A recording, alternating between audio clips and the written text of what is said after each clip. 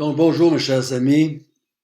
Nous allons continuer aujourd'hui l'Épître aux Éphésiens, le chapitre 1, et nous allons terminer la première partie où est-ce que Paul parle des bénédictions que Dieu a voulu dans sa grâce accorder aux élus. Nous allons le terminer aujourd'hui. Notre bon Père du ciel, merci que tu nous as vraiment fait comprendre que tout ce qui a été fait en ce que regarde le salut dans sa totalité a été accompli, planifié, exécuté pour célébrer ta gloire. Donne-nous jamais d'oublier cela, Seigneur.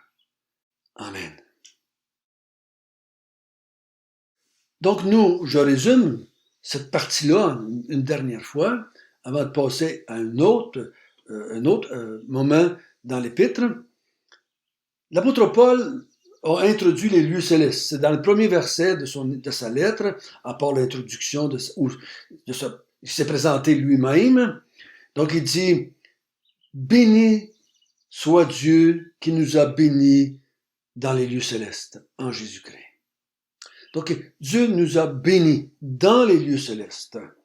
Donc les bénédictions dont il parle ici viennent des lieux célestes.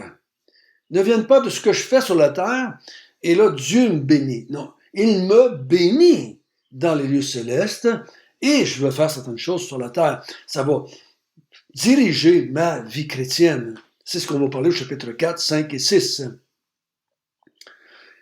Donc, il dit, Dieu nous a bénis. La première chose qu'il a faite, c'est qu'il m'a élu à la sainteté et à d'être irréprochable.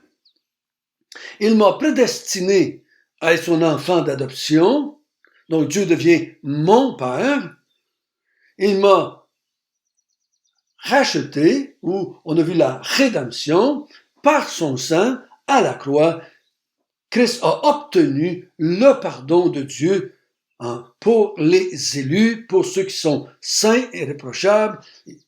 C'est ceux-là qu'il obtient le pardon. Il n'obtient pas le pardon, en tout cas pas dans notre texte, il obtient le pardon de ceux qui sont en Christ. Pas des autres. Si vous voulez démontrer qu'il a fait aussi le pardon des autres, vous devez aller dans d'autres passages. Ici, Paul parle, vous et moi, vous, nous, vous aussi. Donc, il parle, c'est vous, c'est pas tout le monde. Et on a vu que par l'exécution de la rédemption, par l'exécution de cela, il a réuni le ciel et la terre. Dieu est réuni avec son peuple, avec ses élus, avec ses enfants pour l'éternité. Et ensuite, on a parlé de notre héritage. Aujourd'hui, je vais compléter, parce que on va encore parler de l'héritage. Donc, je vais compléter aujourd'hui de ce que l'auteur est en train de parler quand on parle d'héritage. Aujourd'hui, nous allons voir et terminer ce paragraphe, si je peux le dire de même, du verset 13 et verset 14 que nous allons lire maintenant. En lui, vous aussi, après avoir entendu la parole de la vérité, l'évangile de votre salut, en lui, vous avez cru et vous avez été scellés du Saint-Esprit qui avait été promis, lequel est un gage de notre héritage pour la rédemption de ceux que Dieu s'est acquis pour célébrer sa gloire. Donc, encore une fois, le « en lui ». En Christ, vous aussi. Parce que s'il n'y avait pas eu le plan du « en lui » avant le commencement du monde, que Dieu avait décidé de bénir en Christ des personnes, il n'y aurait pas rien. Il n'y aurait pas de foi et de croix. De croire, je veux dire. Il n'y aurait pas eu ça. J'aurais pas cru si j'avais pas été élu. Si j'avais été prédestiné. Si Christ n'aurait pas racheté. J'aurais pas cru. Donc, en lui, vous aussi, comme nous, vous aussi, il va parler de cette union tout à l'heure, de toutes les nations du monde qui ont tous cru en lui, ou à cause de lui, ou par lui, ou dans lui. Après avoir entendu la parole de la vérité, l'évangile de votre salut. Donc, il faut qu'ils entendent. Donc, ça ne s'est pas fait à l'interne. Tout d'un coup, ils se sont réveillés un matin, puis ils étaient saints, irréprochables, pardonnés, sauvés. Non, ça pas. Ils ont entendu. Hein, on avait vu qu'ils avaient répandu abondamment par toute sagesse et connaissance ou intelligence. Ils ont entendu. Donc, l'apôtre Paul répète cela dans Romains. C'est en entendant qu'on parvient au salut. Donc, ils ont entendu, mais il faut faire attention, ils n'ont pas entendu n'importe quoi. Ils ont entendu la parole de la vérité, l'évangile de votre salut. Je vous encourage, ceux qui étudient avec moi depuis des années, vous savez, je vous dis, puis je vous répète, puis je le répète encore ici, de toujours évaluer, réévaluer ce que vous avez entendu. Ne dites pas, j'ai entendu l'évangile il y a 40 ans, puis ce que j'ai entendu était parfait, il n'y a pas besoin de changer, j'ai pas besoin d'améliorer ça, j'ai pas besoin de définir ça, j'ai pas besoin d'aller plus loin dans ma compréhension, j'ai accompli l'évangile. Vous n'avez pas compris plus que ce que le gars vous a dit, ou la femme vous a dit, ou le pasteur, ou le prédicateur, ou le livre que vous avez lu. Donc il dit, vous avez entendu la parole de la vérité. De quelle parole parle-t-il? De ce que Paul a prêché quand il était à Éphèse. Si vous allez dans les Actes des Apôtres, vous regardez ce que Paul a prêché à Éphèse. Il a parlé de Jésus-Christ, il a annoncé Jésus-Christ, il a annoncé que Jésus-Christ était qui et qu'est-ce qu'il a fait et pourquoi il l'a fait. Il a annoncé l'évangile pendant quasiment 3 ans, là. Un espace de temps dans la synagogue, puis 2 ans dans l'école de Tyrannus. Pendant 3 ans, il a enseigné, il a parlé du message de vérité ou de la parole de la vérité, de la bonne nouvelle de l'évangile ou du salut. Vous l'avez entendu. Vérifiez, revérifiez constamment, continuellement, pour voir est-ce que l'évangile que j'ai entendu était complète? Est-ce que l'évangile que j'ai cru était l'évangile proclamé par Jésus-Christ, par les apôtres, par l'apôtre Paul? Parce que vous savez comme moi, l'évangile change. À cause des hommes, pas elle-même, l'évangile ne change pas. Mais pour que ceux planifiés, élus, pour les saints, pour qu'on soit des rachetés, pour que s'exécute le plan de Dieu dans ma vie, il faut que j'entende la parole de vérité.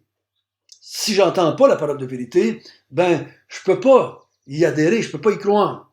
Je vais croire à n'importe quoi, mais je ne croirai pas à ça. Donc, il faut faire attention. Vraiment vérifier ce que vous avez entendu.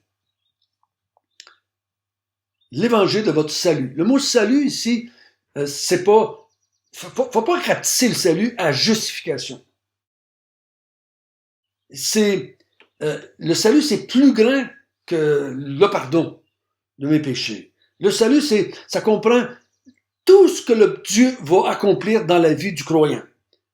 De son élection jusqu'à sa résurrection et glorification dans les nouveaux cieux, c'est ce que ça comprend le salut. C'est pour ça que des fois, la Bible parle du salut au passé, elle parle du salut au présent, des fois elle parle du salut au futur. Donc, il faut comprendre que le salut, il n'est pas complet tant que je ne suis pas rendu dans mon corps glorifié dans les nouveaux cieux, nouvelles terres, dans la présence de Dieu. Même si je meurs aujourd'hui et que je m'en vais dans la présence de Dieu, mon salut n'est pas encore complet tant que mon esprit régénéré revienne dans son corps glorifié et ressuscité et que je sois dans les nouveaux cieux, nouvelles terres. C'est là que je vais pouvoir dire, maintenant mon salut est complété. Et là, il dit qu'après vous avez entendu cela, en lui vous avez cru. Vous avez cru en l'Évangile. Vous avez cru en celui qui vous avait été annoncé. Vous avez cru en cela. Donc, il y a Dieu qui fait un plan, Dieu qui planifie, Dieu qui choisit, Dieu qui prédestine, mais il y a en même temps des hommes et des femmes qui décident volontairement, librement, ils décident de croire. Tous ceux qui ont été élus vont croire, et tous ceux qui croient sont des élus. Donc, mais il y a une action volitive de l'être humain.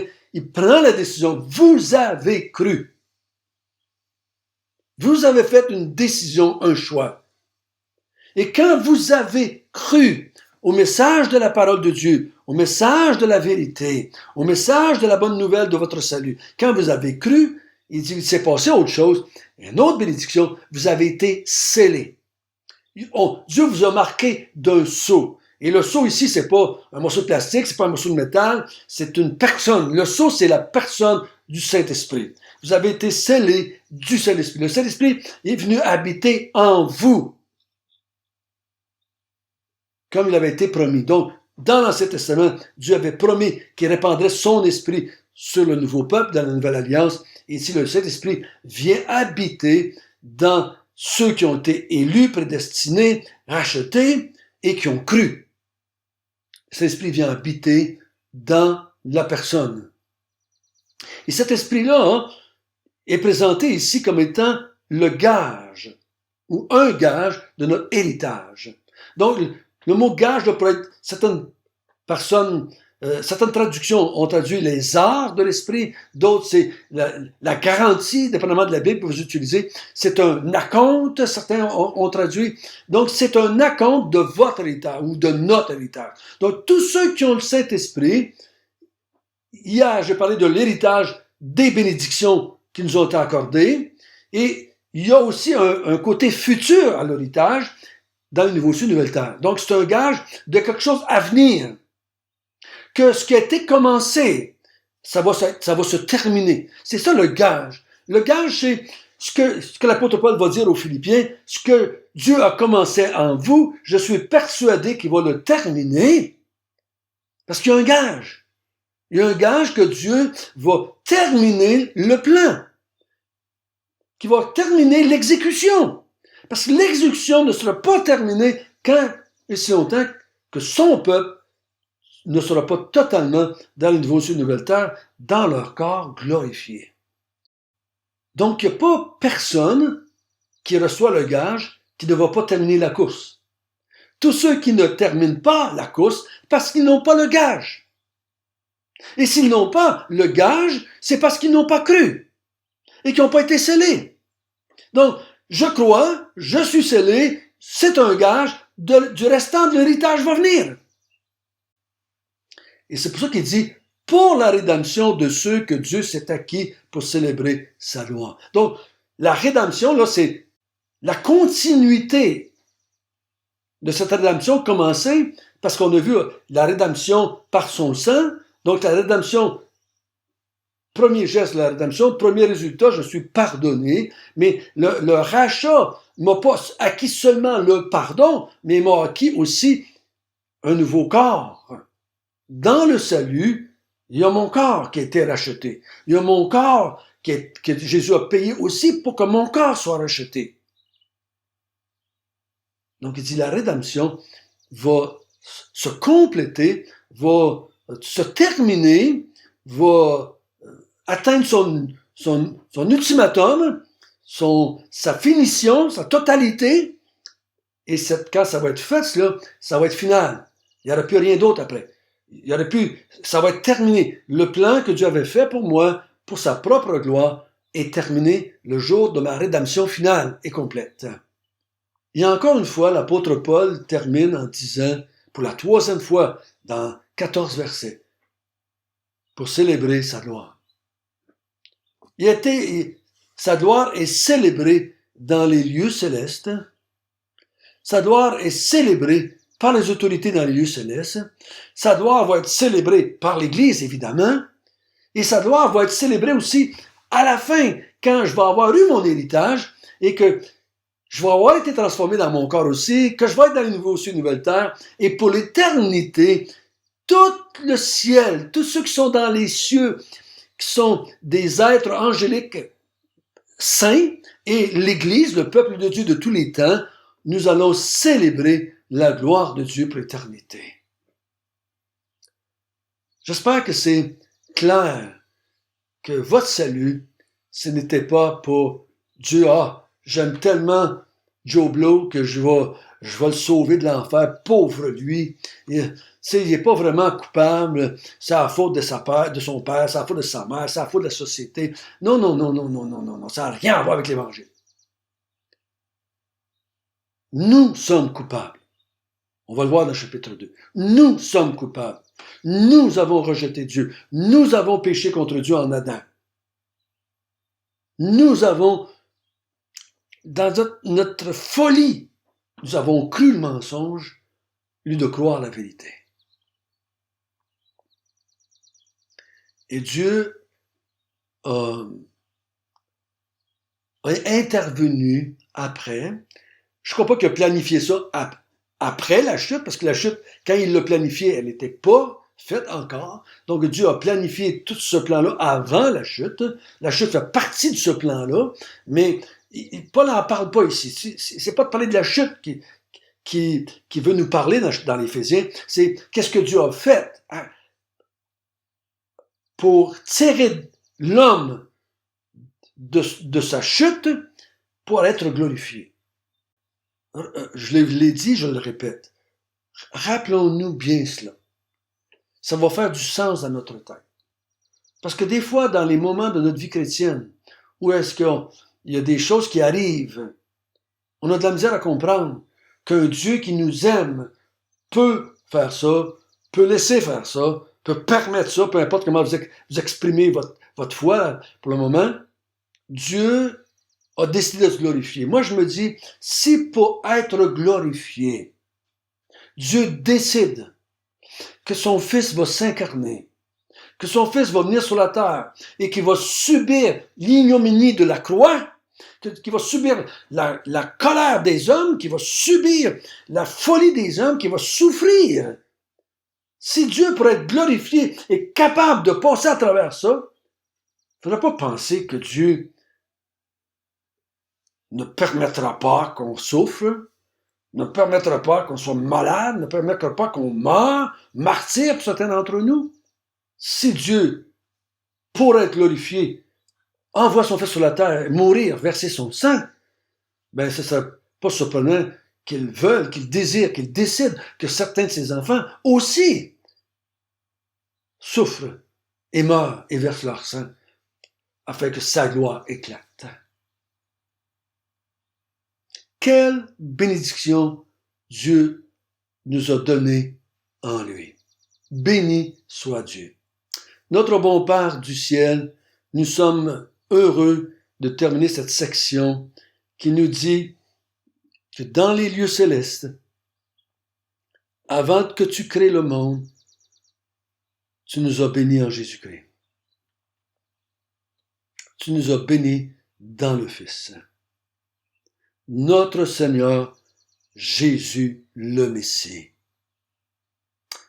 Ô Seigneur, nous sommes privilégiés, nous sommes reconnaissants que nous servons à ta gloire maintenant et pour l'éternité.